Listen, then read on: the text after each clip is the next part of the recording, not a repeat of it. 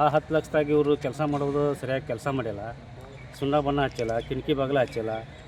ಆಮೇಲೆ ಎಲ್ಲ ಗ್ಲಾಸ್ ಹೊಡೆದಿದ್ದು ಇನ್ನೂ ಹಂಗೆ ಅದಾವೆ, ಬಂದು ಬೇಕಾದಂಗೆ ತನಿಖೆ ಮಾಡ್ಬೋದು. ಆಮೇಲೆ ಒಂದು ಸ್ವಲ್ಪ ಟೈಲ್ಸ್ ಅಷ್ಟೇ ಒಂದು ಸ್ವಲ್ಪ ಹಚ್ಚಾರ ಇವರು, ಸರಿಯಾಗಿ ಇದನ್ನೇ ಇಲ್ಲ. ಬೇಕಾದ್ರೆ ಬಂದು ತನಿಖೆ ಮಾಡಲಿ ಇದಕ್ಕೆ.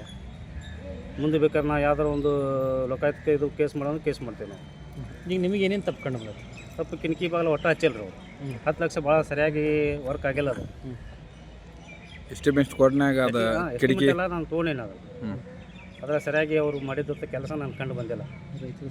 ಏನೇನು ಆಗಬೇಕಿತ್ತು? ಅವನು ಸುಣ್ಣ ಬಣ್ಣ ಹಚ್ಬೇಕಾಯ್ತು, ಅವನ್ನೆಲ್ಲ ಹಚ್ಚಿಲ್ಲ ಅವರು, ಕಿಟಕಿ ಹಚ್ಚಿಲ್ಲ. ಆ 10 ಲಕ್ಷ ಇದ್ರಾಗ ಅವ್ರು ಕೊಟ್ಟಂಥ ಮಾಹಿತಿ ಒಳಗೆ